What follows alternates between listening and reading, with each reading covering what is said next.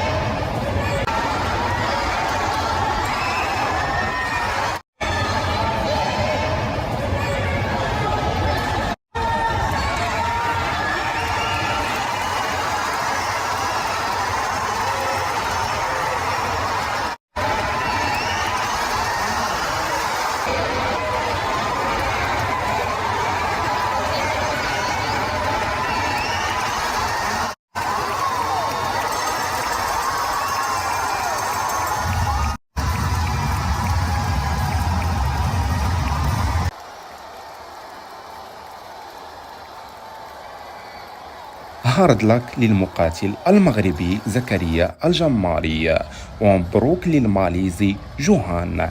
فهل في نظركم تسرع الحكم في القرار النهائي أم القرار صحيحا؟ ففي النزال الخطأ الذي وقع فيه زكريا هو التركيز مع الجمهور والتفاعل معهم أكثر من التركيز على النزال نفسه. نتمنى القادم يكون أحسن لزكريا.